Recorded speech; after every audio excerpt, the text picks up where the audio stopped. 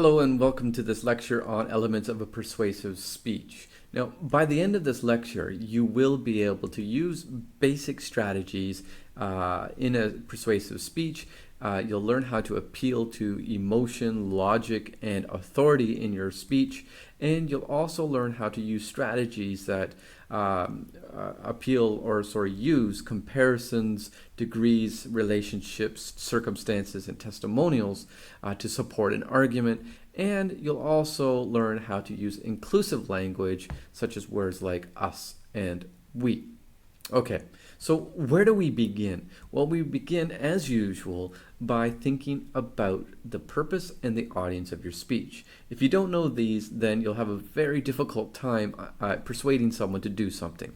So purpose, obviously, you should understand what is it that I want my audience to do. You should define that right off at the bat, right at the very beginning. What is it that I want them to do by the end of this speech? Okay, and then understanding your audience obviously should allow you to determine what type of strategy you're going to use to convince them to do what it is you want them to do. Okay, so that's the very first thing. You need to really think about these. So once you've thought about these things, you should start to think about things like, am I going to appeal to logic? Am I going to appeal to emotion? Or am I going to appeal to authority? These are three different strategies that you might want to think about.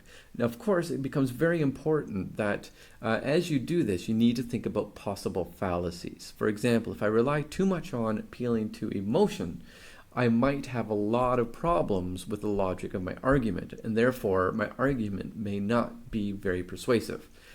Think about any kind of advertising that you've seen on TV recently. Quite often, they rely a lot on emotion to convince you that the product is a good product. However, if you start to analyze the commercial a little bit, you'll realize that there's not a lot of logic in their argument. Quite often, it's a good idea to use a combination. You might want to appeal mostly to logic, but you could bring in emotion and authority to make your presentation more persuasive. So it's a good idea to consider using a combination. And that can then make your argument a little bit more persuasive, and you then should think about how you might support your argument, whether it's through evidence, examples, data, comparisons, contrasts. We'll get into a little bit more about that later, but that's where you should start thinking about it. How will you support the argument? And then you want to tell them, well, how will all of this lead up to an action? What action should you take? I've convinced you that you should do this. I've shown you why. Now I'd like you to do this. Okay, let's go back to the audience and purpose and the things that I mentioned to you. I talked about appealing to logic. I talked about appealing to emotion, and I talked about appealing to authority. But let me go into a little bit more detail about what I mean by these three things. So let's first look at logic. What should I consider when I'm trying to appeal to logic? Well, obviously, you should consider, do I make sense?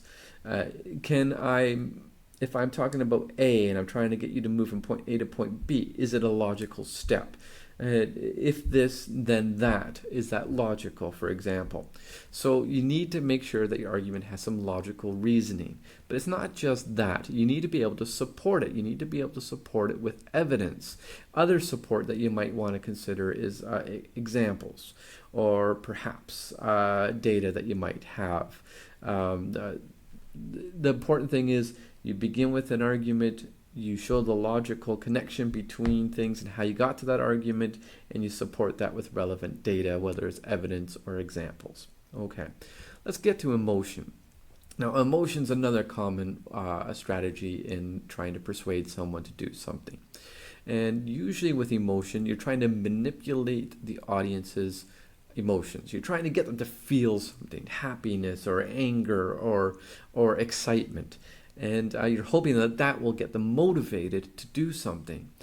And there are different ways you can do this. A common way is to tell stories.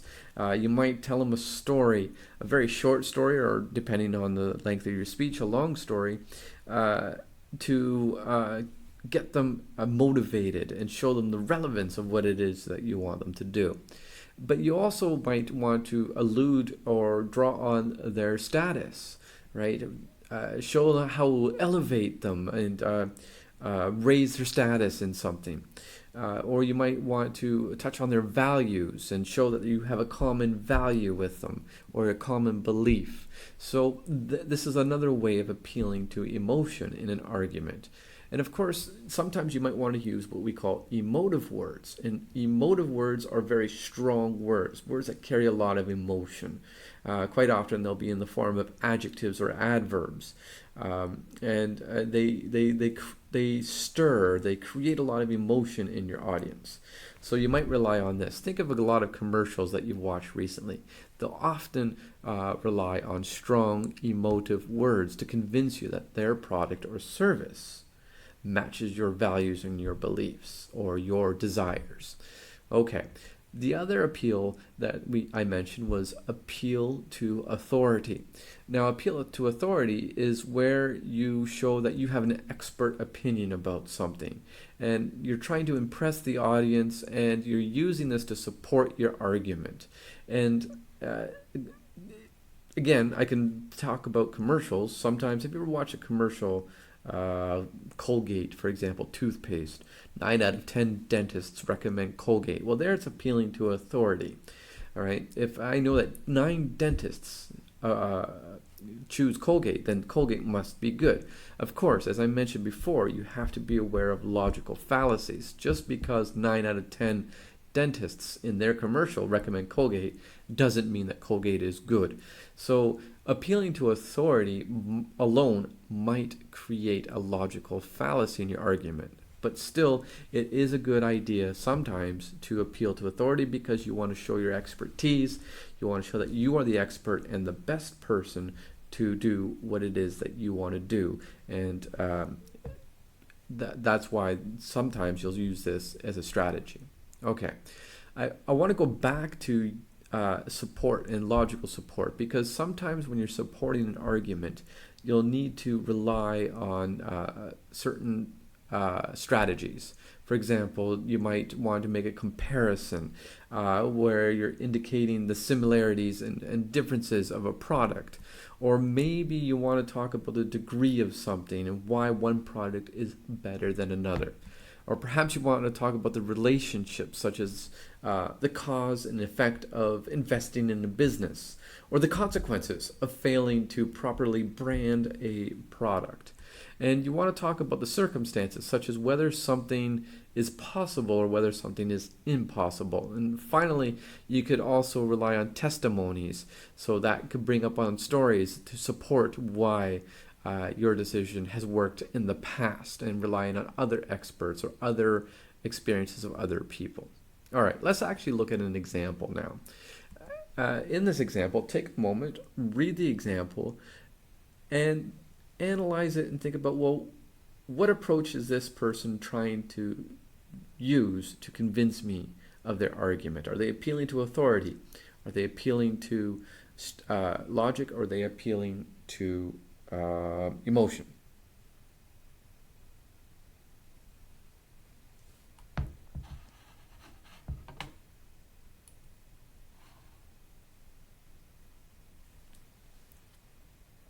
Right.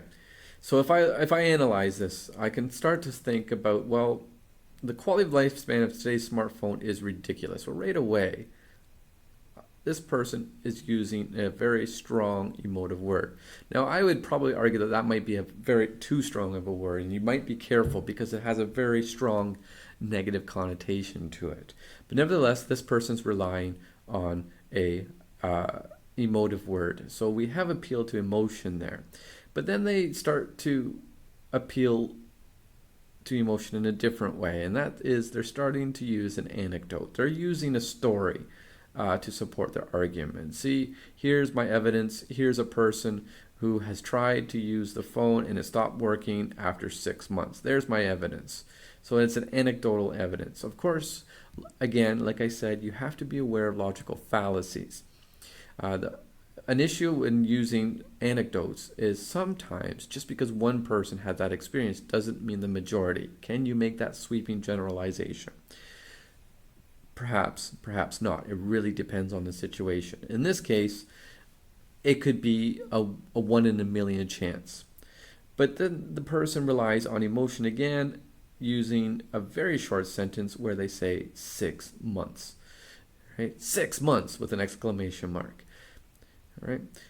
Then the person relies on authority. Top experts. Rigorous, there's an emotive word. Rigorous quality control. Okay? So you can see that this person is using a combination of anecdotes appealing to emotions with emotive words, appealing to authority, but there's not a lot of substantial evidence that the X phone is superior to other phones. Not yet. We're really relying on emotion and we're really relying on authority to convince people that our product is better.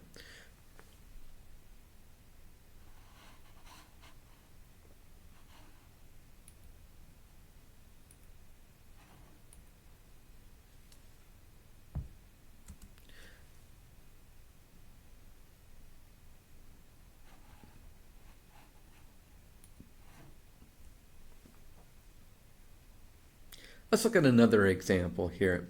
In this example, we are using a lot of emotive words like loyal customers. And also we're relying on things like families, right? Families are coming to our restaurant. So we're relying on values, the value of the family.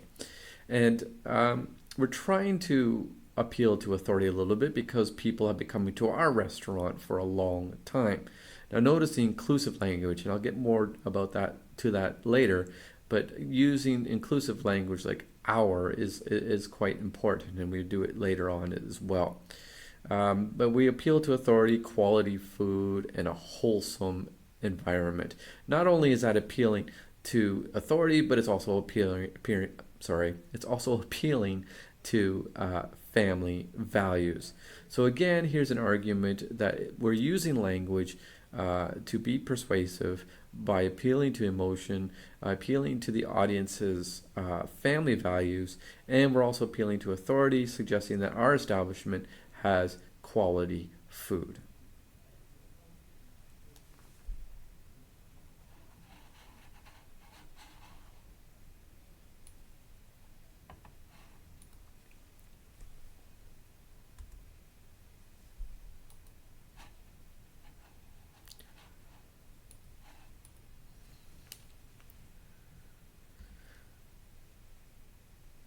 Now, I mentioned the use of inclusive language, and that's where you want to consider using words like we or your or us and you. Right? You want to take a you attitude with your audience, especially if you're trying to persuade them of doing something. So words like we, your, and us in these sentences include your audience in what we are trying to do. Here's an example of a full sentence or two sentences that we use inclusive language. Our company is committed to quality, and your contributions have enabled us to grow. Together, we continue to provide the best service throughout our Asian community. Here, you can see the words like you.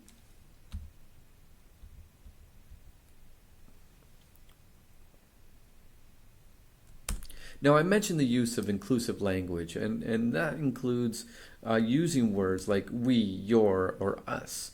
And that allows you to create some sort of environment where you're including your audience with your mission or your action that you want them to do. No, that's not very good.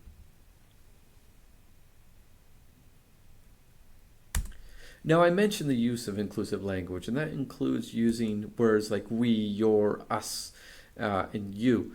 You want to take a you attitude when you're trying to persuade someone. Remember, you're trying to convince someone of an opinion, or you're trying to get them to do some sort of action.